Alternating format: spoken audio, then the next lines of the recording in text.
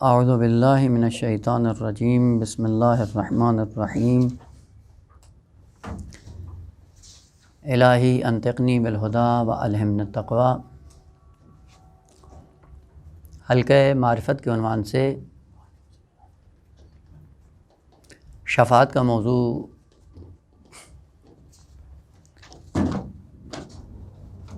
بیان کیا جا رہا تھا،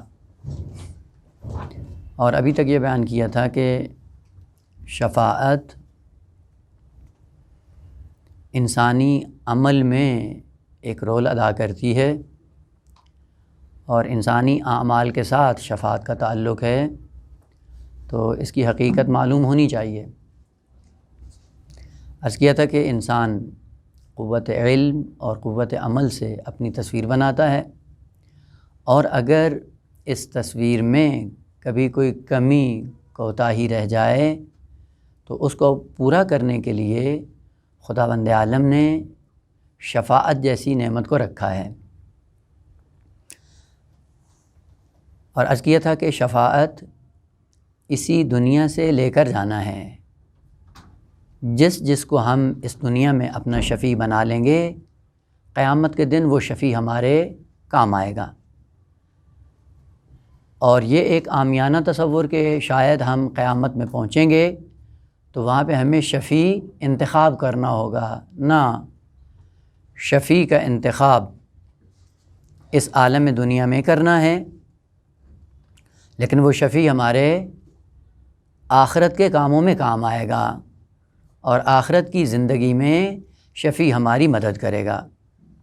مثال کے ساتھ اگر عرض کرنا چاہیں تاکہ بات ذہن میں آ جائے، فرض یہ کریں کہ آپ دنیا کے ایک کونے میں بیٹھے ہوئے ہیں، یہاں سے آپ سفر کرتے ہیں اور دنیا کے کسی دوسرے کونے میں چلے جاتے ہیں، اور وہ جگہ بہت ٹھنڈی ہوتی ہے، فرض کریں کہ وہاں پہ برف باری ہوتی ہے، اور جب آپ یہاں سے چلتے ہیں تو آپ کو قبل از وقت مطلع کر دیا جاتا ہے کہ بھائی جس جگہ جا رہے ہو وہاں پہ بہت زیادہ ٹھنڈک پڑتی ہے، تو ٹھنڈک کا انتظام یہاں سے کر کے جاؤ۔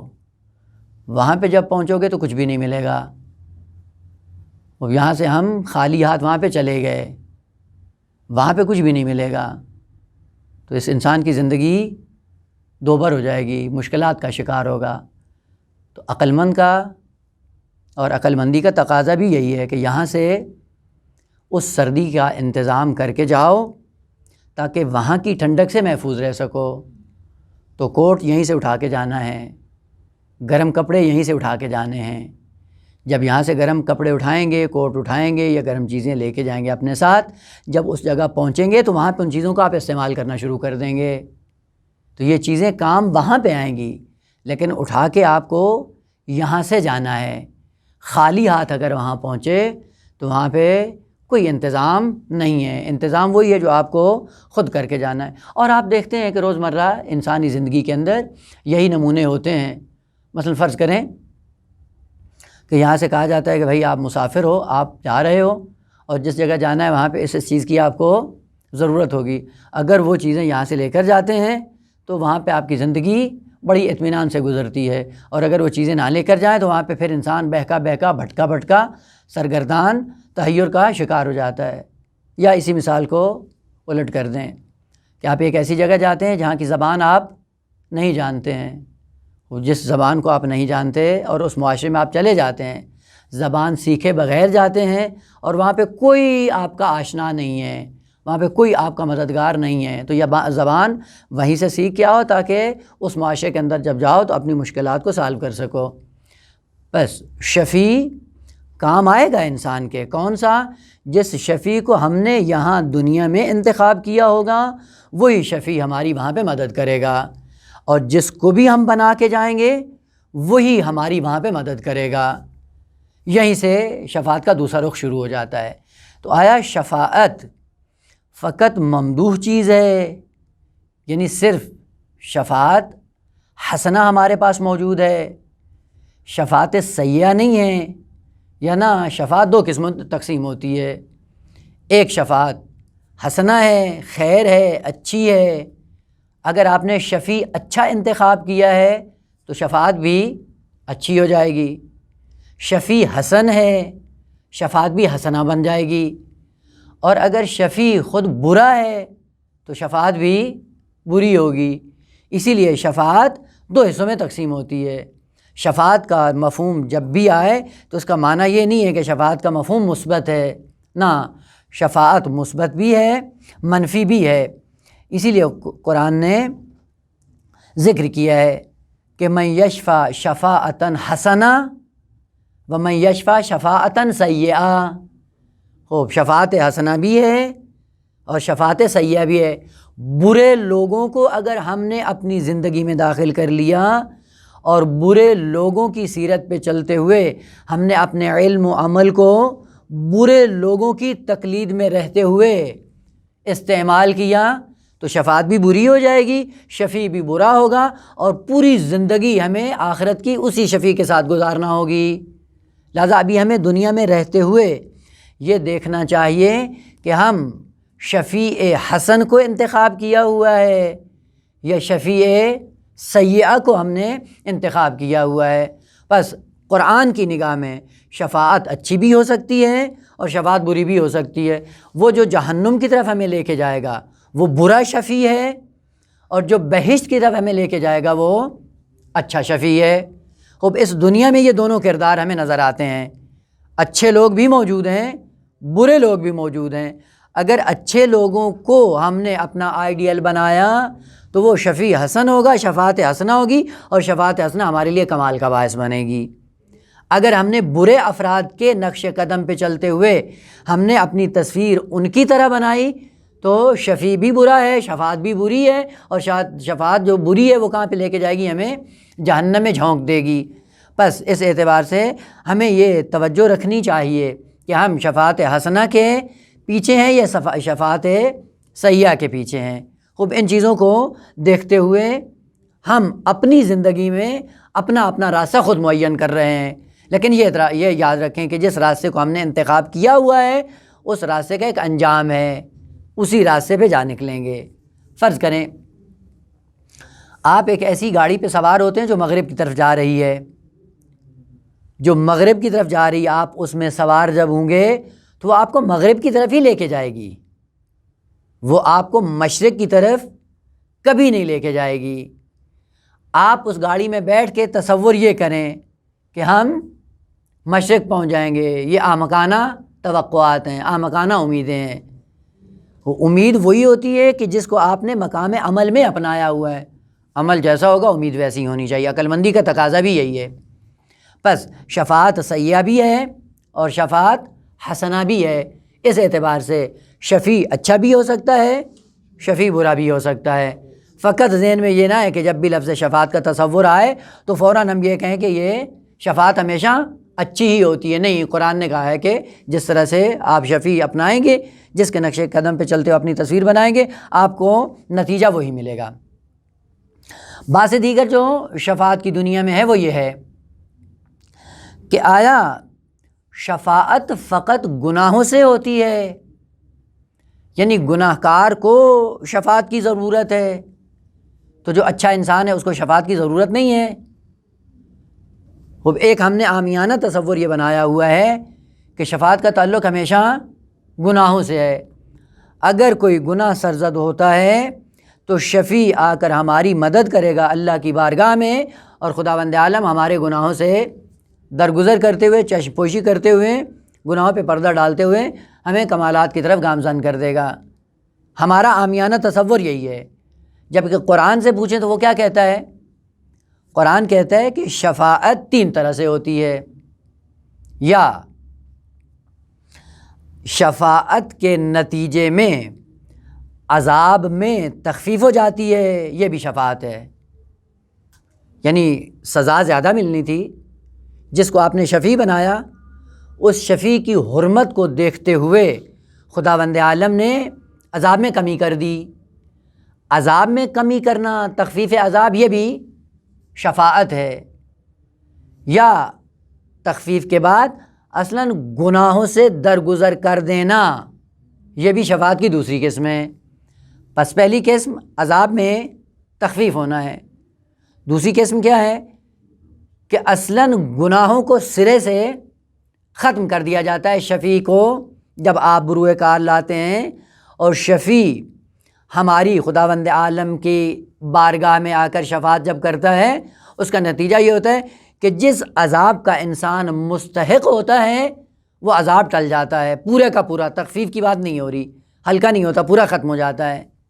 اور تیسرا درجہ یہ ہے کہ نا، انسان اس کی زندگی میں کوئی گناہ نہیں ہے، عمل کی دنیا میں، علم کی دنیا میں، علم ایسا ہے جو علم انسان کے کمالات میں معاون ثابت ہوتا ہے، عمل ایسا ہے جو عمل انسان کو کمالات کی طرف گامزن کرتا ہے، اور زندگی میں ہم نے کوئی گناہ بھی نہیں کیا ہوتا۔ آیا یہ بھی منزل کمال تک جانے کے لیے شفیع کا محتاج ہوگا یا نہیں ہوگا؟ فرماتے ہیں یہ بھی شفیع کا محتاج ہوگا، جس شفیع کو دنیا سے لے کے جائے گا وہ شفیع اس کے ترفیع درجہ کا سبب بنے گا، یعنی ہے اس کے اندر کوئی گناہ نہیں ہے جو عذاب کا باعث بنے، لیکن بہشت اور لقاء اللہ کی منزل پر جانے کے لیے درجات میں بلندی کا باعث بن جاتا ہے اگر ہم نے ایسا شفیع اپنایا ہے جو شفاعت کرے، اور شفاعت کرنے کے بعد کیا کرے؟ ہمارے درجات میں رفعت اور بلندی کا باعث بنے۔ یہاں پہ بھی اس شفیع کی ہمیں ضرورت پڑتی ہے۔ مثال عرض کروں، مثلا فرض کریں ایک انسان ہے جس نے کاغذ اور قلم کے ذریعے اپنی جو تصویر اس کو دکھائی گئی تھی کہ یہ تصویر آپ نے بنانی ہے، اور وہ تصویر اس نے اسی طرح بنا لی۔ بنانے کے بعد ظاہر سی بات ہے اس نے کاغذ اور قلم کا استعمال کیا، اپنا ٹائم بھی خرچ کیا، ٹائم خرچ کرنے کے بعد تصویر بنا لی۔ تصویر بنانے کے بعد وہی بنائی جو اس کو کہی گئی تھی، لیکن تصویر کے ساتھ سائیڈ میں کوئی حاشیہ خوبصورت نہیں لگایا ہے جو اس تصویر کی خوبصورتی میں زیبائی کا باعث بنتا ہے۔ تو پھر کیا کرتے ہیں؟ تصویر آپ نے صحیح بنائی ہے، لیکن تصویر کے ارد گرد جو آپ نے پھولوں کے ساتھ اس تصویر کو سجایا نہیں ہے، جس سے تصویر زیادہ خوبصورت نظر نہیں آ رہی ہے۔ یہاں پہ پھر شفیع کیا کرتا ہے؟ اسی تصویر کے ارد گرد پھولوں سے اس کو مزین کر کے تصویر اپنے سامنے جب پیش کرتا ہے، تصویر میں خوبصورتی اور بڑھ جاتی ہے۔ جب تصویر میں خوبصورتی بڑھتی ہے، اسی خوبصورتی کے اضافے کا نام ہے ترفیع درجہ۔ بسا اوقات انسان بہشت میں پہنچ جاتا ہے، لقاء اللہ کی طرف گامزن ہوتا ہے، لیکن سائیڈ میں جو حاشیہ ہوتا ہے جس سے مزید خوبصورتی اس کے وجود کے اندر آئے وہ نہیں ہوتی۔ اس ترفیع درجہ کے لیے ہمیں شفیع کی ضرورت پڑتی ہے۔ اسی لیے روایات کا مضمون یہ ہے، ظاہراً پیغمبر اسلام سے یہ حدیث ہے جس کا مضمون یہ ترجمہ یہ بنتا ہے کہ حضرت آدم سے لے کر قیامت تک جتنے بھی اچھے افراد ہیں، گناہ گاروں کی بات نہیں ہو رہی، جتنے بھی وہ لوگ ہیں جنہوں نے اپنی انسانی تصویر اچھی بنائی ہے، مکمل کی ہوئی ہے، وہ سارے کے سارے کہاں ہوں گے؟ تحت لوائی یوم القیامہ، قیامت کے دن میری چادر کے سائے میں ہوں گے۔ یعنی جب تک وہ میری ذات کا سہارا نہیں لیں گے ان کے درجات میں رفعت نہیں آئے گی، بلندی نہیں آئے گی۔ پس یہاں پہ جب کہا جاتا ہے کہ انبیاء بھی پیغمبر اسلام کی شفاعت کے محتاج ہوں گے، تو اس کا معنی قطعاً یہ نہیں ہے کہ معاذ اللہ انبیاء نے کوئی گناہ کیا ہے، یا ان سے کوئی کوتاہی سرزد ہوئی ہے، یا ان سے کوئی کمی کاستی رہ گئی ہے۔ نا، تصویر ان کی مکمل تھی، مکمل تصویر میں مزید زیبائی اور خوبصورتی اور حسن کو پیدا کرنے کے لیے ایک ایسے شخص کی ضرورت تھی جو حسین عالم ہے، جس کو خداوند عالم نے پوری کائنات کے حسن کے طور پہ مبعوث کیا ہے، وہ پوری کائنات میں حسن پیدا کرتا ہے۔ تو پھر ایسے شفیع کو انتخاب ہمیں کہاں پہ کرنا ہے؟ دنیا میں اس کو انتخاب کریں، دنیا میں اس کے ساتھ اپنا رابطہ اور ناطہ قائم کریں تاکہ قیامت کے دن وہ آپ کے کام آئے۔ بس یوں نہیں ہے کہ قیامت کے دن آپ امام حسین علیہ السلام کا دامن پکڑ لیں، نا، وہاں پہ دامن پکڑنے کی گنجائش نہیں ہے۔ امام حسین کا دامن اسی دنیا سے پکڑ کے جانا ہے، اور کس طرح سے پڑھنا ہے؟ علم و عمل کے سائے میں اپنے آپ کو امام کے علم و عمل کے سائے میں ڈھالنا ہے۔ جتنا ہمارا علم و عمل امام اور معصوم کے علم و عمل سے ملتا جلتا ہوگا، اتنی ہماری شباہت امام سے ہوگی، اتنی ہی مقدار میں امام ہمارا شفیع ہوگا۔ آپ نے دیکھا ہے بعض لوگ ہیں امتحانات دینے سے پہلے خاص اساتذہ کا انتخاب کرتے ہیں۔ بعض ہوتے ہیں نا، یہ ٹیوشن جو پڑھ رہے ہوتے ہیں، ٹیوشن پڑھتے ہیں، اپنی کتابیں پڑھتے ہیں، لیکن جب کمرہ امتحان میں جاتے ہیں فیل ہو جاتے ہیں۔ وہ کمرہ امتحان میں جا کے فیل ہو گئے، کیا ہوا؟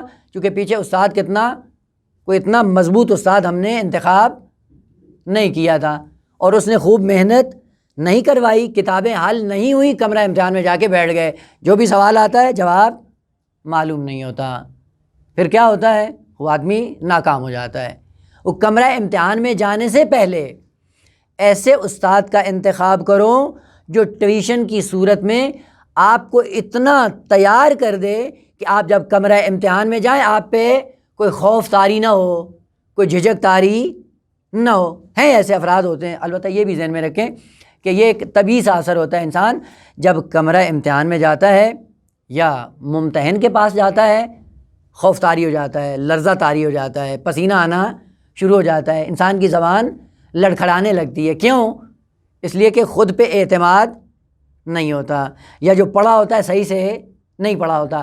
اگر ایک ایسا طالب علم ہے جس نے خوبصورتی کے ساتھ پڑھا بھی ہے، استاد بھی زبردست انتخاب کیا ہے، اور استاد نے محنت بھی کی ہوتی ہے، اب یہ جب کمرہ امتحان میں جاتا ہے تو اس کو کوئی پریشانی نہیں ہوتی، اصلاً پریشان نہیں ہوتا۔ کیوں؟ کیونکہ مکمل تیاری کے ساتھ کمرہ امتحان میں بیٹھا ہوتا ہے۔ اب یہاں پہ دیکھیں کتنے ایسے لوگ ہیں جب موت کا نام آتا ہے پسینہ چھوٹنا شروع ہو جاتا ہے، موت کا سنتے ہی خوف طاری ہو جاتا ہے۔ کیوں؟ کیونکہ تیاری نہیں کی ہے۔ قبر سے ڈر لگتا ہے، قبر کیا ہے؟ وہی امتحان کا کمرہ ہے، جاتے ہیں وہاں پہ عالم برزخ میں ڈرتے رہتے ہیں کیا ہوگا۔ خوب بعض ایسے لوگ ہیں وہ کیا کہتے ہیں، جب موت کا سنتے ہیں تو خوش ہو جاتے ہیں۔ جناب علی اکبر میدان کربلا کی طرف جب روانہ ہوئے، راستے میں جب پہنچے تو امام حسین علیہ السلام نے حالت منامیہ میں وہ سارے واقعات کو دیکھا، دیکھنے کے بعد جب بیدار ہوئے تو زبان پہ کلمہ استرجاع بیان کیا، انا للہ و انا الیہ راجعون۔ جناب علی اکبر پلٹ کر سوال کرتے ہیں بابا سے کہ بابا کیا ہوا؟ تو امام نے فرمایا کہ بیٹا یہ قافلہ موت کی طرف جا رہا ہے، اور موت اس قافلے کی طرف آ رہی ہے، اور بہت جلد ان دونوں کی آپس میں ملاقات ہونے والی ہے۔ تو جناب علی اکبر نے پریشانی کا اظہار نہیں کیا، کیا سوال کیا؟ بابا السنا علی الحق، آیا ہم تیاری کے ساتھ نہیں ہیں؟ یہ جو نصاب پڑھا ہے خوبصورت، جس معلم نے پڑھایا ہے زبردست، اور پوری مکمل تیاری کے ساتھ ہم جا رہے ہیں، السنا علی الحق؟ قال بلا، وہ فوراً کیا کہا؟ پھر اذن لا نبالی بالموت، پھر موت کی پرواہ نہیں ہے، ہم اس پہ جا گریں یا وہ ہم پہ آ جائے، فرق نہیں کرتا ہے۔ جو تیاری کے ساتھ ہوتا ہے اس کو پرواہ نہیں ہوتی ہے، اور جو تیاری کے بغیر ہوتا ہے وہ ڈرتا رہتا ہے، خوف طاری ہوتا ہے، پسینہ چھوٹ جاتا ہے۔ اور اکثر بشریت چونکہ دین پر نہ چلنے کے نتیجے میں ہمیشہ سرگردان ہوتی ہے، نتیجہ یہ ہوتا ہے کہ کبھی موت سے ڈر لگتا ہے، کبھی قبر سے ڈر لگتا ہے، کبھی برزخ کے حالات سے ڈر لگتا ہے، کبھی قیامت کے حالات سنتے ہیں تو آدمی ڈر جاتا ہے، خوف زدہ ہو جاتا ہے۔ وجہ کیا ہے؟ کہ ہم نے پیچھے تیاری نہیں کی ہوتی، اس لیے خوف ہوتا ہے۔ بس شفاعت کے باب میں اگر انسان نے شفیع ایسا انتخاب کیا ہے جو پوری بشریت کے لیے رحمت للعالمین بن کے آیا ہے، اور ہم علم و عمل میں اس کے پیروکار ہیں، اور اس کو ہم نے اپنا آئیڈیل بنایا ہوا ہے، ہم نے شفیع کو یہیں پہ انتخاب کر لیا ہے، تو جتنا شفیع طاقتور ہوگا اتنا ہی وہ جس کی شفاعت کرنی اس کے درجات میں رفعت اور بلندی کا سبب بن جائے گا۔ پس تیسری قسم شفاعت کے اعتبار سے 3 قسموں میں تقسیم ہوتی ہے، کبھی تخفیف عذاب کا باعث بنتی ہے، اور کبھی محو عذاب کا باعث بنتی ہے، عذاب محو ہو جاتا ہے، ختم ہو جاتا ہے، اور کبھی عذاب ہوتا نہیں ہے، گناہ ہوتا نہیں ہے، بلکہ درجات کے اندر شفیع کی شفاعت کے نتیجے میں بلندی آ جاتی ہے۔ اسی کے ساتھ اب آتے ہیں قرآن کی آیات کی طرف۔ قرآن کی آیات 3 گروہوں میں تقسیم ہوتی ہیں۔ بعض آیات یہ کہتی ہیں کہ اصلاً شفاعت ہے ہی نہیں، اور اس طرح کی آیات قرآن میں موجود ہیں کہ قرآن کو جب پڑھتے ہیں بہت سی ایسی آیات ہوتی ہیں جن میں شفاعت کی نفی کی کہ اگر شفاعت نہیں ہے، وہ آیات بھی موجود ہیں وہ گروہ۔ دوسرا گروہ یہ کہتا ہے کہ شفاعت فقط خدا کے لیے ہے، قل للہ الشفاعت جمیعا، شفاعت جتنی کی جتنی اگر ہے بھی صحیح تو مختص ہے خدا کے ساتھ۔ جب ان آیات کو انسان پڑھتا ہے تو فوراً عقیدہ بنا لیتا ہے، وہ کیا کہ شفاعت اگر حق کے خدا ہے اور خدا کے ساتھ خاص ہے تو پھر خدا کے علاوہ کوئی شفیع نہیں ہو سکتا۔ اسی لیے وہابیت کا عقیدہ کیا بنتا ہے کہ اگر غیر اللہ کو شفیع بناتے ہو تو یہ شرک ہے اور مشرک کی کوئی جائے گاہ نہیں ہے۔ وہ پھر کیا کرتے ہیں، کہتے ہیں جب خدا نے کہہ دیا ہے کہ شفاعت ساری کی ساری شفاعت کا انحصار ذات احدیت میں ہے تو آپ کو حق نہیں پہنچتا غیر اللہ سے شفاعت طلب کرنے کا، غیر اللہ کو شفیع نہیں بنا سکتے ہیں۔ ایک گروہ یہ ہے۔ تیسرا گروہ آیات کا وہ ہے جو کہتی ہیں کہ شفاعت ہے اور غیر خدا کے لیے بھی ہے، وہ لوگ جن کو خداوند عالم نے اجازت دی ہے وہ شفاعت کر سکتے ہیں۔ بس پہلا گروہ کہتے ہیں شفاعت نہیں ہے، دوسرا گروہ کہتے ہیں شفاعت ہے لیکن خدا کے ساتھ مختص ہے، تیسرا گروہ وہ آیات ہیں جو کہتی ہیں کہ جن کو خداوند عالم نے اجازت دی ہے وہ شفیع بن سکتے ہیں، اور وہ بشریت کے وہ افراد جنہوں نے ان کو شفیع بنایا ہوتا ہے ان کی وہ مدد کریں گے، اور کس سے؟ خداوند عالم کی اجازت سے۔ آیات بہت زیادہ ہیں۔ سورہ مبارکہ طٰہٰ آیت نمبر 109 ارشاد ہوتا ہے یوم اذن، البتہ یہ نقطہ عرض کر دوں کہ جب بھی قرآن میں کلمہ یوم مطلق استعمال ہوتا ہے بغیر کسی قید کے، اس سے مراد عالم قیامت ہے، عالم معاشر ہے، کیونکہ یوم کا معنی ہوتا ہے ظہور، روشنائی، عیاں ہو جانا، واضح ہو جانا۔ دنیا میں جب ہم زندگی بسر کرتے ہیں تو ہمیں ایک دوسرے کا پتہ نہیں ہوتا کہ ہمارا باطن کیسا ہے، جبکہ ایک دوسرے کے ساتھ بیٹھے ہوتے ہیں۔ ہماری باطنی شکل کیسی ہے معلوم نہیں ہے، اسی لیے کیا ہے یہ تاریکی میں ہے، اسی تاریکی کو لیل کہا جاتا ہے۔ لیل کا دوسرا مثال خود پوری دنیا ہے، دنیا کو لیل کہا جاتا ہے، کیوں؟ چونکہ انسان یہاں پہ زندگی بسر کرتے ہیں اور ساتھ میں بیٹھے ہوتے ہیں، لیکن ہمیں نہیں معلوم یہ کون سی شکل، حیوانی شکل میں ہیں، ملکوتی شکل میں ہیں یا انسانی شکل میں ہیں، فرشتے کی شکل ہم نے اپنائی ہوئی ہے یا انسانی شکل اپنائی ہوئی، معلوم نہیں ہے، اس لیے اس کو لیل کہا جاتا ہے۔ لیکن قیامت کے دن کیا ہوگا؟ باطن پورا ظاہر ہو جائے گا سب کے لیے۔ جب باطن سب کے لیے ظاہر ہوگا تو وہاں سے پتہ چل جائے گا کہ ہمارے باطن میں کون سی چیز پوشیدہ تھی کہ آج وہ ظاہر ہوگی ہے۔ اسی ظہور کو لفظ یوم سے تعبیر کیا جاتا ہے۔ یہ یوم جب مطلق ہو اس سے مراد عالم قیامت ہے۔ یومئذ لا تنفع الشفاعہ، شفاعت کوئی فائدہ نہیں دے گی، الا من اذن لہ الرحمن ورضی لہ قولا، یعنی اس کا مطلب ہے شفاعت ہے، شفاعت بعض لوگوں کو فائدہ نہیں دے گی اور بعض لوگوں کو فائدہ دے گی۔ جن کو فائدہ دے گی ان کی سب سے پہلی شرط کیا ہے کہ وہ مرضی پروردگار ہوں، خدا کی نگاہ میں پسندیدہ ہوں۔ بعد میں عرض کریں گے کہ جن کی شفاعت کرنی ہے ان کے اندر کون سی خصوصیات ہوں اور جو کرے گا ان کی شرائط کیا ہیں۔ بس یہ آیات بتاتی ہیں کہ جن کو خداوند عالم نے اجازت دی ہے وہ شفاعت کر سکتے ہیں، اور وہ کون ہیں انشاءاللہ بعد میں شرائط ہوں گی۔ خب اگر آپ شفاعت کے بارے میں نظریہ بتانا چاہتے ہیں تو ان تین آیات کو ملا کر پھر نتیجہ لیں کہ شفاعت ہے یا نہیں۔ خب اگر ہے اور قرآن نے کہا ہے قل للہ شفاعت جمیعا، یعنی اولاً و بالذات پہلا حق شفاعت کا کس کو ہے؟ خداوند متعال کو ہے، اور خداوند عالم کے بعد جس پر خدا راضی ہو جائے یا جس کو اجازت دے دے وہ شفاعت کر سکتا ہے۔ وہ لوگ جن کو خداوند عالم نے اذن دیا ہوا ہے وہ کون ہیں؟ اب وہ متعدد گروہ ہیں۔ سب سے پہلے انبیاء ہیں، خدا نے ان کو اجازت دی ہے۔ دوسرے درجے میں شہداء ہیں، خداوند عالم نے شہید کو یہ وعدہ دیا ہے کہ یہ شفاعت کر سکتا ہے۔ تیسرے مرحلے میں علماء ہیں، علماء کو خداوند عالم نے اجازت دے رکھی ہے کہ یہ اپنی اپنی سطح علمی کے مطابق، اپنے اپنے درجات کے مطابق شفاعت کر سکتے ہیں۔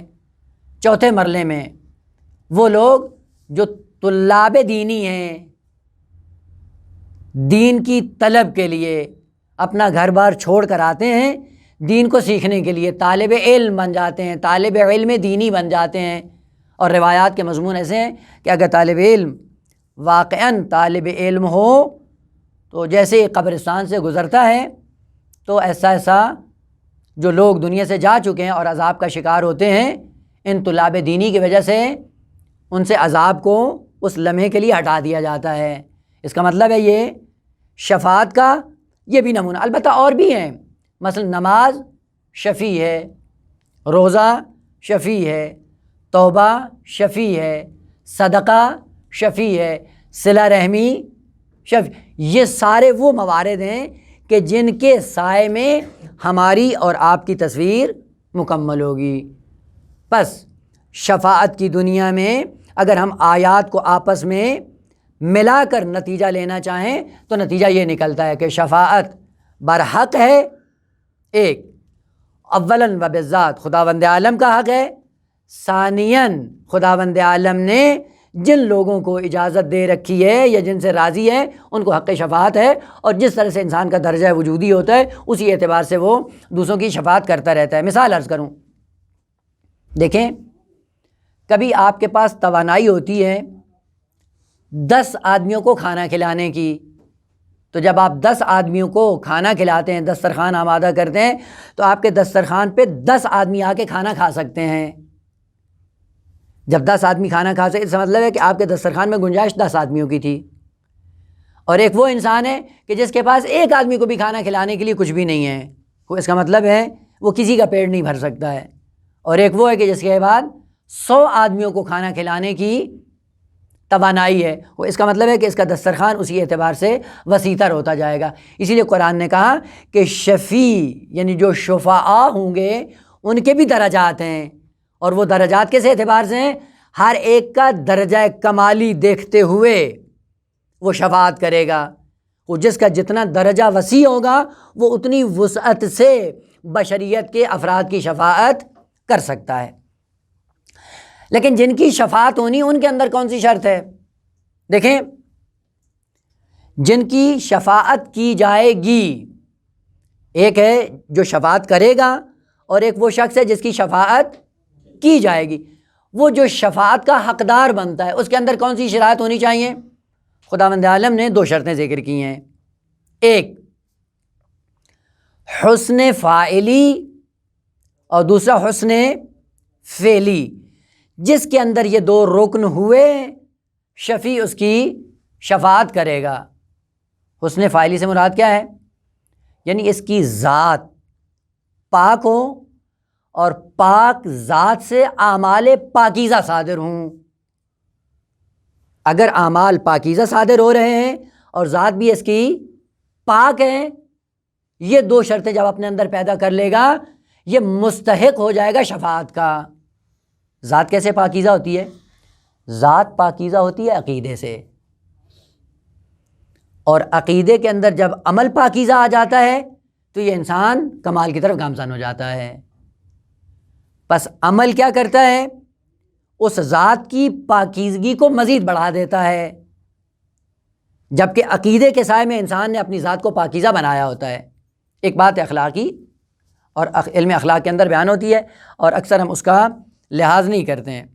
دیکھیں، کبھی کبھی کسی انسان سے کوئی غلطی سرزد ہوتی ہے تو ہم کیا کہتے ہیں؟ یہ کتنا برا انسان ہے، یہ کتنا غلط آدمی ہے، کہتے ہیں یا نہیں کہتے ہیں؟ وہ ایک گناہ کیا، چھوٹا سا غلطی ہوئی اس سے، اور ہم جو بات کرتے ہیں وہ یہ کرتے ہیں کتنا برا آدمی ہے، کتنا برا انسان ہے۔ روایات میں اور علم اخلاق میں منع کیا گیا یہ نہ کہو، بلکہ کیا کہو کہ آدمی بہت اچھا ہے لیکن یہ کام غلط کیا ہے، اس نے امانت داری سے کام لینا چاہیے نا۔ بس اس کا مطلب ہے کہ ذات الگ ہے، عمل الگ ہے۔ عمل میں ممکن ہے کوتاہی ہو جائے، اور کوتاہی ممکن ہے جہالت کی وجہ سے ہو، ممکن ہے نادانی کی وجہ سے ہو، ممکن ہے غفلت کی وجہ سے ہو، کئی ایک اسباب ہیں، غلطی سرزد ہو جاتی انسان ہے، نسیان باعث بن سکتا ہے، غفلت باعث بن سکتی ہے، یا اور ایسے موانع آ جاتے ہیں جن موانع کی وجہ سے انسان کوئی غلط کام کر بیٹھتا ہے۔ لہذا خداوند عالم نے بھی کہا کہ اہم ترین شرط کاملاً شفاعت کو پانے کے لیے 2 شرطیں ہیں، ذات پاکیزہ ہو یعنی عقیدہ درست، اور عمل پاکیزہ ہو، عمل کی دنیا میں بھی پاکیزہ ہو۔ اگر ایسا انسان جو حسن فاعلی اور حسن فعلی دونوں پر فائز ہوں تو جس کو شفیع بنائے گا وہ اس کی مکمل شفاعت کرے گا۔ لیکن پھر خداوند عالم نے تخفیف دی کہ اگر آپ کی ذات حسن فاعلی پسندیدہ ہے یعنی عقیدہ آپ کا صحیح ہے، عمل میں کوتاہی اگر ہو جائے تو شفیع اس عمل کو جبران کر دیتا ہے۔ لہذا اہم ترین رکن کیا ہے؟ حسن فاعلی کی دنیا میں آپ کو خداوند عالم کی مرضی کے مطابق بناؤ، پسندیدہ بناؤ۔ قرآن نے کلمہ استعمال کیا ہے ارتضاء، زندگی مرتضیٰ ہو، پسندیدہ ہو، جس پہ خدا کی رضایت ہو، اور وہ ایک ہی چیز ہے کہ اعمال کی دنیا میں اگر کوتاہی ہو جاتی ہے وہ قابل جبران ہے، لیکن عقیدے کی دنیا میں اگر کوتاہی ہوگی وہ قابل جبران نہیں ہے۔ اسی لیے آپ کیا کرتے ہیں؟ آپ پوری فقہ پڑھیں، توضیح المسائل میں کیا کرتے ہیں کہ جب کوئی مر جاتا ہے تو اس کی نمازیں پڑھوا سکتے ہیں، اس کے روزے رکھوا سکتے ہیں، اس کا چھوٹا ہوا حج انجام دلوا سکتے ہیں، اس کی طرف سے صدقات دے سکتے ہیں، لیکن اس کی طرف سے پیسے دے کے عقیدہ ٹھیک نہیں کروا سکتے۔ لہٰذا اصلی ترین رکن مشمول شفاعت ہونے کے لیے عقیدے کی دنیا میں اپنے آپ کو پاکیزہ بنا کے جائیں۔ اس لیے خداوند عالم نے پورے قرآن میں جس چیز کو صراحت کے ساتھ ذکر کیا ہے کہ الذین آمنوا وعملوا الصالحات، آمنوا وعملوا الصالحات، یعنی ایمان پھر عمل صالح، ایمان پھر ایمان وہ ہے جو حسن فاعلی بنتا ہے، ایمان وہ ہے جو انسان کا عقیدہ بنتا ہے، ایمان وہ ہے کہ جس سے انسان کی ذات پاکیزہ بنتی ہے۔ اس عقیدے کے سائے میں جو عمل وجود میں آئے گا اس سے ہماری ذات اور زیادہ پاکیزہ ہو جائے گی۔ بس یہیں سے پتہ چلتا ہے اگر عقیدے میں جھول ہوئی شفاعت نصیب نہیں ہوگی، لیکن اگر عقیدہ صحیح ہوا اور عمل کی دنیا میں کوتاہی رہ جائے گی تو شفیع آ کر اس کو کانٹ چھانٹ کر کے صحیح کر دے گا۔ مثال پھر عرض کروں، مثلاً ایک دفعہ یہ ہوتا ہے کہ کاغذ اور قلم کو ہم نے قلم کی پوری سیاہی لگا کے کالا کر دیا، کالا کرنے کے بعد اب شفیع کیا کرے؟ اس کو کہاں سے ٹھیک کرے؟ اب یہ کہیں سے ٹھیک نہیں ہوگا۔ لیکن اگر ہم نے گنجائش رکھی اس صفحے کے اوپر، تصویر تھوڑی سی بنائی لیکن تھوڑی بنی اور تھوڑی چھوٹ گئی، وہ جو چھوٹ گئی ہے شفیع آ کر اس کو مکمل کر دے گا۔ جو عمل کی دنیا میں رہ جاتا ہے کام وہ قابل جبران ہے، لیکن جو عقیدے کی دنیا میں رہ جائے گا وہ قابل جبران نہیں ہے۔ اسی لیے عقائد کی دنیا میں آپ کو محتاط انداز میں چلنا ہے، چونکہ اس کی ذات میں آپ کا زیادہ رول ہے۔ اگر عقیدے کی دنیا میں کیا ہو، آپ کا عقیدہ ائمہ طاہرین کے ساتھ ملتا ہے تو پھر عمل کی دنیا میں اگر کوئی کمی کاستی رہ جائے گی تو جو شفیع ہوگا اس کو پورا کر دے گا۔ اسی لیے آگا مستحب ہے، یہ علم دین میں ذکر ہوا ہے کہ کم از کم اپنی وصیت لکھنا بعض موارد میں واجب ہے اور بعض موارد میں مستحب ہے، اور اس استحباب میں ایک چیز شامل ہے کہ جب وصیت کرو تو سب سے پہلے وحدانیت کا اقرار کرو۔ اور بعض جو محتاط علماء ہوتے ہیں وہ اپنی وصیت نامے کیا لکھتے ہیں؟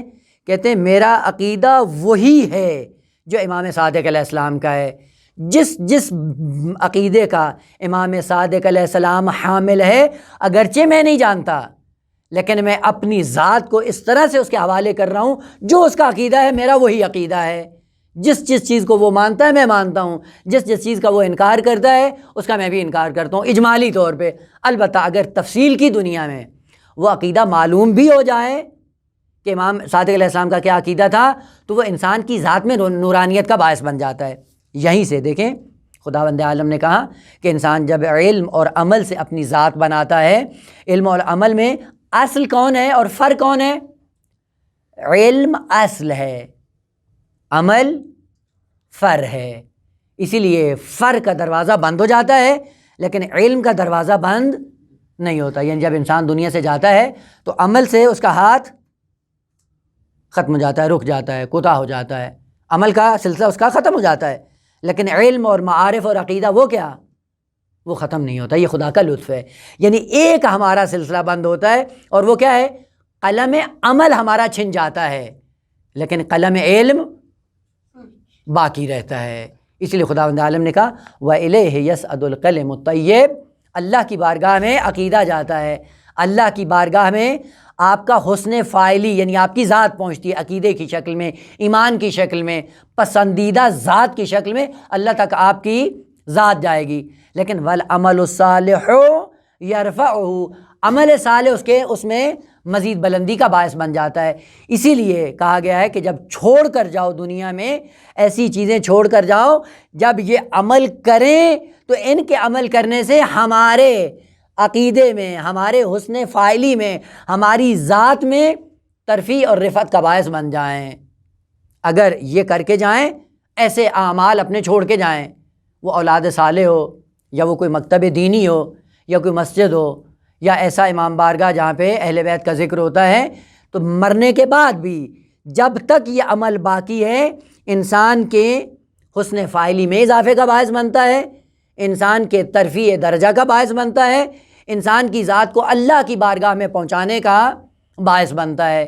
یوں نہیں ہے کہ یہ عمل یہیں پہ ختم ہو جائے اور انسان کو اس کا کوئی فائدہ نہ ہو، ایسا نہیں ہے۔ بس عمل میں اگر کوئی کمی رہ جاتی ہے تو وہ قابل جبران ہے اور شفیع اس کو جبران کر دے گا۔ لیکن ذہن میں یہ رہے کہ شفاعت کا معنی سفارش نہیں ہے۔ سفارش کس کو کہتے ہیں؟ مثلا ہوتا ہے نا دنیا میں کوئی غلطی کرتا ہے، اس غلطی کے نتیجے میں سزا کا مستحق ہوتا ہے، وہ جب سزا کا مستحق ہوتا ہے پارٹی بازی کرتے ہیں، سفارش کرتے ہیں، سزا ختم ہو جاتی۔ آیا خدا کے کارخانے میں بھی یوں ہے؟ یہ سفارش تو ممدوح ہے، یہ ظلم ہے نظام کائنات میں۔ پھر شفیع کیا کرتا ہے؟ شفیع کہتا ہے کہ اپنے اندر استعداد پیدا کرو، میں تمہیں اوپر لے کے آؤں گا۔ جب ہم نے اپنے اندر استعداد پیدا کی تب شفیع ہمیں اللہ کی بارگاہ میں لے کے جائے گا۔ اب وہ جو موانع ہیں شفاعت کے لیے وہ کون سے ہیں؟ خداوند عالم نے فقط 2 معنی ذکر کیے ہیں، اس کے علاوہ نہیں ہیں۔ یعنی اگر یہ 2 معنی ہیں تو جو شفعائے حق ہیں وہ اس شخص کی شفاعت نہیں کریں گے۔ ایک شرک ہے اور دوسرا کفر ہے، اور دونوں کا تعلق عقیدے سے ہے۔ اس لیے خداوند عالم نے کہا ان اللہ لا یغفر ان یشرک بہ ویغفر ما دون ذلک لمن یشاء۔ جو شرک کرتا ہے، شرک والے کو معصومین کی شفاعت نصیب نہیں ہوگی۔ اسی لیے انبیاء نے جب نصیحت بھی کی، وصیت بھی کی، تو کیا کہا؟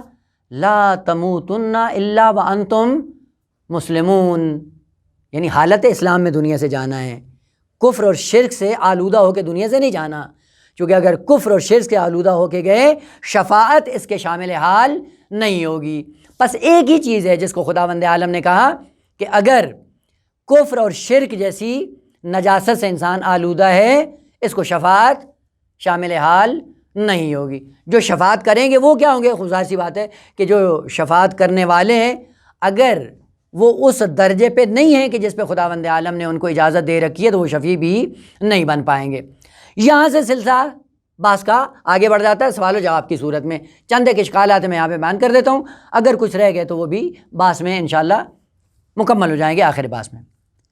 پہلے البتہ یہ سارے اشکالات وہابیوں کی طرف سے ہیں اور چونکہ صحیح معنوں میں سمجھے نہیں ہیں اس لیے اعتراض کرتے ہیں۔ پہلا اعتراض کہتے ہیں کہ اگر انسان نے گناہ کیا ہو، گناہ کرنے کا نتیجہ کیا ہوتا ہے؟ کہ یہ مستحق عقاب ہے، درست ہے، گناہ کیا، گناہ کرنے کے نتیجے میں یہ مستحق عقاب ہے، اور اگر شفیع بیچ میں آئے اور اس کا عقاب ختم ہو جائے تو دو حال سے خالی نہیں ہے، یا عقاب دینا حق تھا یا ظلم، حق تھا، چونکہ گناہ کیا ہے، عقاب کرنا کیا ہے، حق ہے، عدل ہے، عدالت کے عین مطابق ہے، وہ جو حق کے مطابق ہے اس کو اگر شفیع کے ذریعے سے ختم کیا جائے تو وہ جو عذاب ختم ہو رہا ہے وہ بتاؤ ظلم ہے یا نہیں، وہ ظلم ہے۔ پس اگر شفیع آتا ہے اور کسی گناہ کار کی شفاعت کرتا ہے تو یہ بتاؤ کہ یا شفاعت کرنا ظلم ہے، یا اگر شفاعت نہ کی جائے تو عذاب دینا عین عدالت ہے، اور شفیع کے ذریعے کیا ہوتا ہے، عذاب ٹل جاتا ہے۔ پس اس کا مطلب ہے اگر شفاعت کو مانا جائے تو ظلم کا ارتکاب ہوتا ہے، اور ظلم اصل دائرہ دین میں نہیں ہے۔ اس سے پتہ چلتا ہے کہ کیا شفاعت کرنا عدالت کے مطابق نہیں ہے، بلکہ عقاب کرنا، عذاب دینا عدالت کے مطابق ہے۔ سوال ذہن میں آ گیا؟ جواب دیکھیں، عدل اور ظلم آپ نے پڑھا ہے منطق میں، عدل اور ظلم یہ آپ نے پڑھا ہوگا انشاءاللہ منطق میں، بس اوقات یہ تقابل کی اقسام میں تضاد اور نقیضین، تضایف اور عدم و ملکہ اور عدم و ملکہ۔ ابھی موٹی سی وہ دو مفہوم جو آپس میں نقیضین ہوتے ہیں، ایک کیا ہوتا ہے امر مثبت، دوسرا امر منفی، وہاں پہ نقیضین ہوتے ہیں۔ جہاں پہ دونوں امر وجودی ہوں اور قابل جمع نہ ہوں ان کو کیا کہا جاتا ہے، ضدین۔ مثلا سیاہی اور سفیدی، سیاہی بھی امر وجودی ہے اور سفیدی بھی امر وجودی ہے، لیکن ایک جگہ پہ ایک وقت جمع نہیں ہو سکتے ہیں، ان کو کہا جاتا ہے ضدین۔ خوب آپ نے کہا کہ عذاب دینا کیا ہے، عین عدالت ہے، خوب ادھر سے عذاب کو ہٹا دینا آپ نے کہا یہ ظلم ہے، تو آپ نے سمجھا کہ یا عدل ہے یا ظلم ہے، یعنی تیسری حالت اس میں اندر ہے یا نہیں ہے۔ اگر یہ نقیضین ہوئے تو پھر تیسری حالت نہیں ہوگی۔ نقیضین میں کیا ہوتا ہے، یعنی انسان اور لا انسان میں کوئی تیسری صورت قابل فرض، لیکن ضدین میں تیسری صورت قابل فرض ہوتی ہے۔ آپ درست ہے کہ سیاہی اور سفیدی ایک جگہ جمع، لیکن ممکن ہے دونوں ہی نہ ہوں، کیا ہو، رنگ سرخ ہو جائے، رنگ سرخ نہ سیاہ ہے نہ سفید ہے۔ آپ نے کہا کہ شفاعت ظلم ہے یا عذاب دینا عدل ہے، یا عدل ہے یا ظلم ہے، اور چونکہ شفاعت ظلم کا باعث بن رہی ہے اس لیے شفاعت نہیں ہے۔ عزیز اصلا ظلم اور عدالت ممکن ہے نہ عدل ہو نہ ظلم ہو، بلکہ شیء سوم ہو، اور وہ کیا ہے، وہ تفضل ہو۔ تفضل جو خداوند عالم کی طرف سے آتا ہے، یہ تفضل نہ عدل ہے اور نہ ہی ظلم ہے۔ عدل کیوں نہیں ہے؟ چونکہ تفضل کا معنی ہی یہی کہ آغا آپ نے جو کام انجام دیا تھا آپ کو اس پہ اجر نہیں ملنا چاہیے، اور خداوند عالم جب اس کو اٹھا لیتا ہے ظلم بھی نہیں ہے۔ ظلم کیوں نہیں ہے؟ اس لیے خدا ارحم الراحمین ہے، آپ کے اندر کسی چیز کو دیکھتا ہے، اس چیز کو دیکھتے ہوئے آپ کو عذاب نہیں کرتا۔ بس یوں نہیں ہے کہ جب بھی عذاب نہ کرے شفاعت کے نتیجے میں وہ ظلم ہو جائے۔ ظلم کہاں سے ہوتا ہے کہ دونوں فرد ایک جیسے ہوں، دونوں ایک ہی شرائط کے حامل ہوں، ایک کو دے دیں دوسرے کو محروم کر دیں، یہ ظلم ہے۔ لیکن اگر ایک ذات ایسی ہو جو کریم ہو اور وہ کسی کی گناہی غلطی سے اور کوتاہی سے چشم پوشی کرے تو اس کو عقلاء عالم ظلم نہیں کہتے ہیں بلکہ بزرگواری کہتے ہیں۔ مثال عرض کروں، باپ ہے، بیٹے سے کہتا ہے، آگاہ کرتا ہے کہ بیٹا یہ کام خبردار نہیں کرنا، اگر کیا تو میں یہ سزا دوں گا۔ بعد میں آتے ہیں بیٹے نے وہ غلطی کی ہوتی ہے، غلطی کرنے کے بعد کیا ہوتا ہے، باپ اس کو معاف کر دیتا ہے۔ معاف کرنے کے بعد عقلاء عالم اس کی مذمت کرتے ہیں یا تعریف کرتے ہیں؟ تعریف کرتے ہیں۔ کیوں؟ کہتے ہیں یہ کتنا بزرگوار انسان ہے، سامنے والے کی غلطی کے باوجود اس نے معاف کر دیا ہے، یہ تفضل ہے، یہ فضل ہے۔ پس شفاعت کے نتیجے میں اگر کسی انسان کا گناہ معاف ہو جاتا ہے تو یہ ظلم نہیں ہے، یہ تفضل ہے خدا کا. اسی لیے کہا ہے کہ شفیع بنا کر آؤ، شفیع کے سائے میں خداوند عالم اپنے تفضل سے کام لیتے ہوئے آپ کو معاف کر دے گا. بس یوں نہیں ہے کہ مسئلہ فقط عدل اور ظلم کے درمیان دائر ہے، نہ ایک ایسی چیز ہے، نہ عدل ہے اور نہ ہی ظلم ہے، بلکہ تفضل ہے خداوند عالم. یہ تفضل کہاں سے آتا ہے؟ تفضل کبھی اس کی صلاحیت اس انسان میں ہوتی ہے، اور وہ کیا ہوتی ہے کہ دین پسندیدہ لے کے آتا ہے، حسن فاعلی لے کے آتا ہے. حسن فاعلی کی کوتاہی ہوتی ہے، حسن فاعلی کی وجہ سے حسن فعلی کا جبران کر دیا جاتا ہے ایک.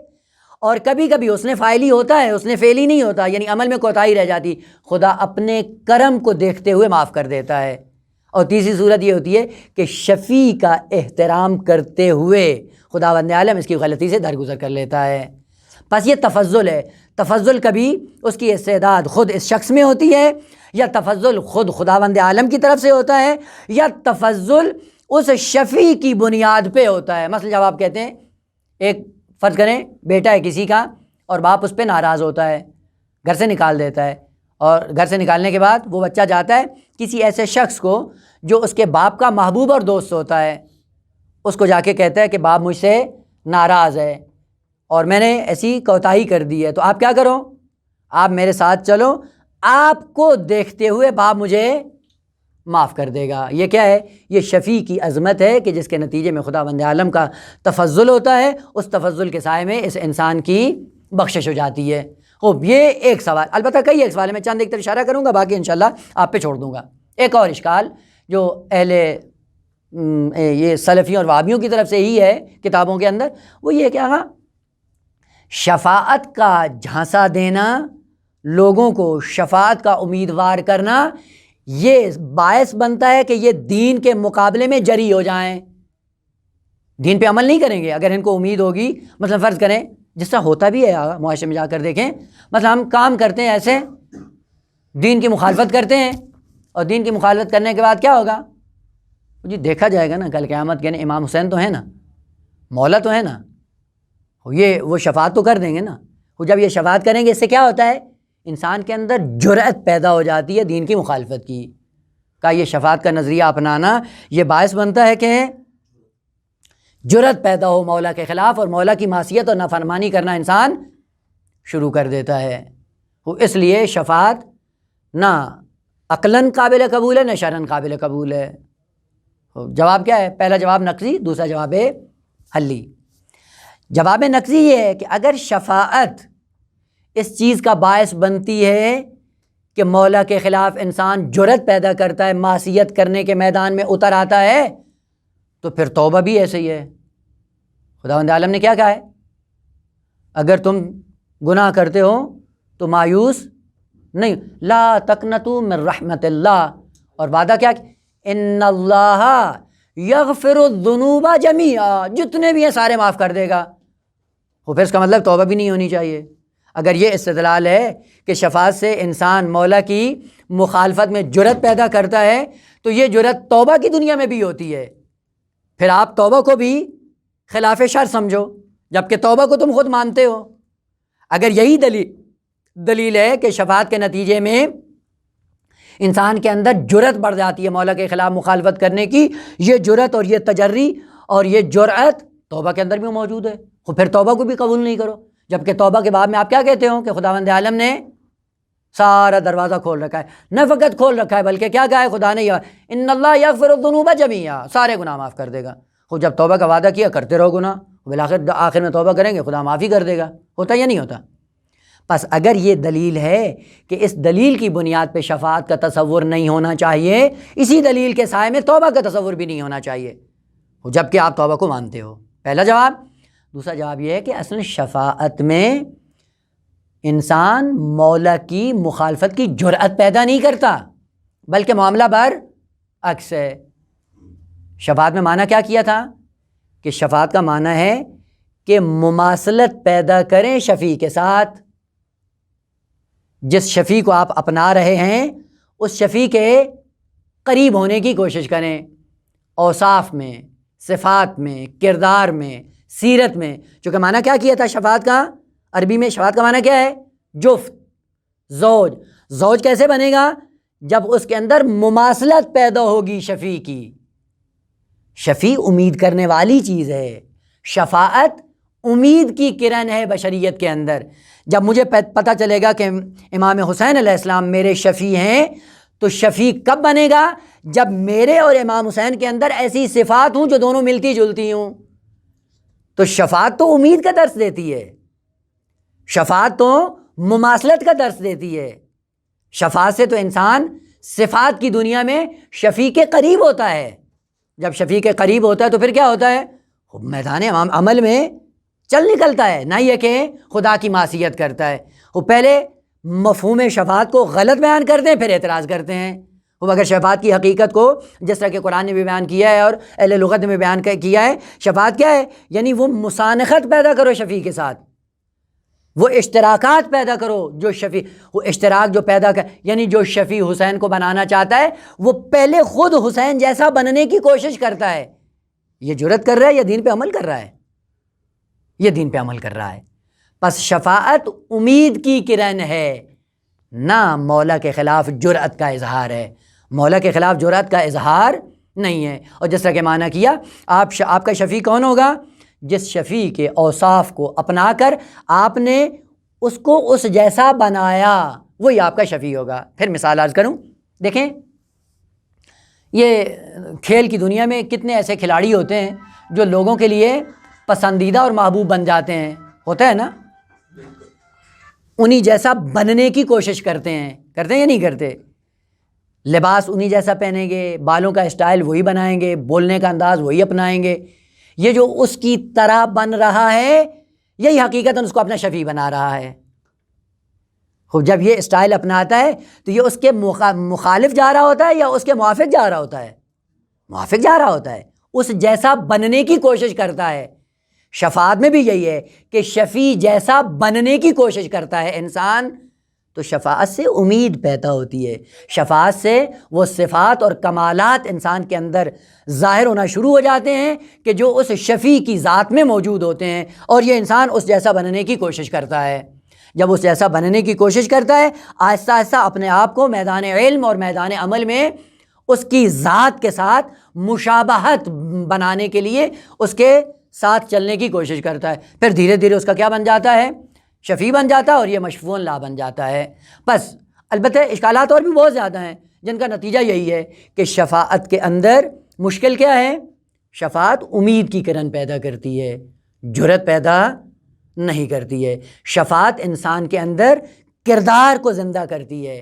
شفاعت انسان کے اندر اوصاف اور کمالات کو زندہ کرتی ہے جو شفیع کی ذات کے اندر موجود ہوتے ہیں. اس شفیع کے اوصاف کو اپنانے کے بعد اس کے قریب ہوتا ہے، اور قریب ہونے کے بعد اس کو اپنا شفیع بنا لیتا ہے. وہ شفیع جب انسان مرتا ہے، مرنے کے بعد شفیع آ جاتا ہے، اس کی مدد کرنا شروع کر دیتا ہے. جیسے کہ عرض کیا تھا کہ یہاں سے کوٹ اور گرم کپڑے اٹھا کر جاتے ہیں، جب اٹھا کر جائیں گے تو ہوگا کیا؟ جب ٹھنڈے موسم میں پہنچیں گے تو یہ کپڑے اور یہ کوٹ یہ وہاں سارا آپ کے کام آئے گا. لیکن اٹھا کے کہاں سے جانا ہے؟ ادھر سے. بس یہ ذہن سے نکال دیں کہ یہاں پہ ہمارا کوئی رابطہ کسی معصوم سے نہ ملتا ہو. نہ ملنے کا معنی کیا ہے؟ ہم نے ان کو شفیع کے طور پہ نہیں اپنایا ہے. جب شفیع کے طور پہ نہیں اپنایا تو ہوگا کیا؟ قیامت کے دن وہ ہمارے کام بھی نہیں آئیں گے. قیامت کے دن کام اسی کے آئیں گے جس نے ان کو یہاں دنیا میں شفیع بنایا ہوا ہے. پس شفیع جو بنانا ہے علم اور عمل کی دنیا میں رہتے ہوئے اس کو بنانا ہے، اور بنانے کے بعد کام کہاں پہ آئے گا؟ دنیا میں. البتہ یہ ایک پہلو تھا، آیا دنیا میں کام نہیں آئیں گے؟ شفیع دنیا میں کام میں نہیں آئیں گے، آتے ہیں، آپ جا کر دیکھتے ہیں. لیکن یہ ذہن میں رکھ لیں کہ ائمہ طاہرین کو، انبیاء کرام کو خداوند عالم نے بھیجا ہے آپ کو ابدی زندگی میں مددگار بنا کے بھیجا ہے، دنیا کی زندگی میں مددگار بنا کر نہیں بھیجا ہے. تو پھر کیا کریں؟ آپ بھی وہی رویہ رکھیں جو خدا نے کیا ہے. میں مثال کے ساتھ عرض کروں، کبھی کبھی ہم ائمہ کو ان کے مقام سے گرا دیتے ہیں، گرانے کے بعد وہ جو ان سے مطلب لینا ہوتا ہے وہ نہیں لیتے ہیں، اور جو نہیں لینا ہوتا ہے وہ فوراً جا کے لے لیتے ہیں. مثلا دیکھیں آج کل بھی امام زمانہ کے لیے ہم کیا کرتے ہیں؟ کبھی کوئی چیز گم ہو جائے تو کیا کہتے ہیں؟ مولا میری مدد کر دے. وہ گم شدہ چیزوں کو تلاش کروانے کے لیے نہیں بھیجے گئے ہیں. اور ہماری جب کوئی چیز گم ہو جاتی ہے تو ہم پریشان ہو جاتے ہیں، جب تک ملتی نہیں ہمیں چین نہیں۔ وہ چیزیں جو ہماری ذات کا حصہ نہیں ہیں وہ جب گم ہوتی ہیں تو ہم ائمہ کو بھی ان چیزوں کو ڈھونڈنے میں ان کی مدد لیتے ہیں۔ اور کتنا کم عقل ہے یہ انسان کہ جس کی پوری ذات اس دنیا میں آ کے کھو جاتی ہے، گم ہو جاتی ہے۔ اپنی ذات کو تلاش کرنے کے لیے ہم امام کا سہارا نہیں لیتے، چیزیں جب گم ہوتی ہیں امام کا سہارا لیتے ہیں، اور جب خود گم ہوتے ہیں خود کو ڈھونڈنے کے لیے کبھی امامت کا سہارا نہیں لیتے ہیں۔ یہ ایک ظلم ہے۔ وہ شفیع اس کے لیے ہوتے ہیں جو اپنی ذات گمشدہ کو تلاش کرنے کے صدد میں ہوتے ہیں۔ امام رضا علیہ السلام کی بارگاہ میں جائیں ظاہر بن کر تو یہ نہ سمجھے کہ معاذ اللہ العیاذ باللہ وہ ایک جنرل سٹور ہے اور جنرل سٹور میں سب کچھ ملتا ہے۔ کیا ملتا ہے؟ گوشت بھی ملے گا، دال بھی ملے گی، دودھ بھی ملے گا، چینی بھی ملے گی، سب کچھ ملے گا، اور دودھ، چینی، چاول، دہی، روٹی لینے کے لیے امام کی بارگاہ میں پہنچ جائیں۔ یہ چیزیں جو لے رہے ہیں یہ ذات سے باہر ہیں اور ان کے لیے وہ نہیں آئے، اگرچہ آپ مانگیں گے تو وہ دے دیں گے، یہ ایک الگ بات ہے، جب مانگیں گے تو دے دیں گے۔ لیکن کبھی اس تناظر میں گئے کہ مولا میں خود گم ہو چکا ہوں، میں آپ سے الگ ہو چکا ہوں، میں آپ سے دور ہو چکا ہوں۔ اور جب گم ہوتا ہے انسان دور ہو جاتا ہے معصومین سے۔ ہم نے کبھی اپنی ذات کو تلاش کرنے کے لیے امامت کا سہارا نہیں لیا۔ شفاعت اپنے آپ کو تلاش کرنے کا ذریعہ ہے، اور امام شفاعت کے ذریعے ہماری ذات کو ہمارے لیے واضح اور روشن کر دیتا ہے۔ بس شفاعت کے باب میں ہمیشہ اپنی ذات کو ڈھونڈنے کے لیے ائمہ کا سہارا لیں، اور اپنے آپ کو سیرت، علم، قول، عمل، کردار، ان سب میں معصومین کی مماثلت پیدا کریں، شباہت پیدا کریں، جیسے وہ تھے ویسے ہم بنیں۔ یہ ایک مختصر سی بات تھی جو حلقہ معرفت سے ہم نے آغاز کیا۔ البتہ یہ آغاز کار ہے، انشاءاللہ یہ سلسلہ جاری رہے گا، البتہ مختلف ابحاث کے سائے میں۔ ممکن ہے علمی شخصیات بدلتی رہیں، لیکن یہ انشاءاللہ حلقہ معرفت جاری رہے گا۔ اور خصوصاً شفاعت کا مشمول ہونے کے لیے، چونکہ اہم ترین رکن عقیدہ ہے، ایمان ہے، حسن فاعلی ہے، لہذا حلقہ معرفت کی جتنی ابحاث ہوں گی وہ حسن فاعلی کے عنوان سے منعقد کی جائیں گی، یعنی جتنی بھی ابحاث حلقہ معرفت میں بیان ہوں گی وہ عقائد سے مربوط ہوں گی۔ عالم زر کیا ہے، قضاء اور قدر کیا ہے، جبر و تفویض کیا ہے، خلود کی باعث کیا ہے، عصمت کی باعث کیا ہے، ولایت کا مرتبہ کیا ہے، امامت کون سی کڑی ہے، اور قیامت کے حالات کیا ہیں، ان قسم کی یہ ساری ابحاث انشاءاللہ ترتیب وار ایک کے بعد دوسری آہستہ آہستہ انشاءاللہ بیان کی جائے گی۔ اور اس دعا کے ساتھ کہ آپ بھی انشاءاللہ تعاون فرمائیں ان افراد کے ساتھ کہ جنہوں نے یہ قدم اٹھایا ہے، کہ آپ کی تشویق سے انشاءاللہ ان کے اندر اور شوق پیدا ہو، اور وہ یہی ہو سکتا ہے کہ آپ کی بھرپور شرکت ان برادران کو تسلی کا باعث بنے گی، ان کے اندر جذبے کے اضافے کا باعث بنے گا، اور آہستہ آہستہ یہ بہتر سے بہتر قدم اٹھانے کے صدد میں ہوں گے، اور انشاءاللہ اسی دنیا میں ہم سب مل کر ایک وہ دین کا چہرہ اپنے لیے اور اپنے بعد اس امت کے لیے چھوڑ کر جائیں کہ جس امت کے لیے ہماری یہ ذمہ داری ہے کہ فقط اپنے لیے راہیں ہموار نہ کرو بلکہ اپنے ساتھ ساتھ اس امت کی راہیں ہموار کرو کہ آپ کے نقش قدم پہ چلتی ہوئی یہ امت ائمہ طاہرین کے ساتھ متصل ہوتی ہوئی نظر آئے، اور یہ سلسلہ انشاءاللہ جاری رہے، اور جاری ساری رہنے میں انشاءاللہ جو بھی آپ سے تعاون ہو سکتا ہے اس تعاون سے دریغ نہ کریں۔ اس دعا کے ساتھ کہ خداوند عالم انشاءاللہ ہم جس مقصد کے لیے یہاں پہ آئے ہیں اس میں خداوند عالم ہمیں کامیاب فرمائے، اور ساتھ ساتھ یہ حلقہ معرفت ہمارے لیے دنیا میں عزت اور آخرت میں شفاعت کا سبب قرار پائے۔ والحمد للہ رب العالمین، والسلام علیکم ورحمۃ اللہ وبرکاتہ۔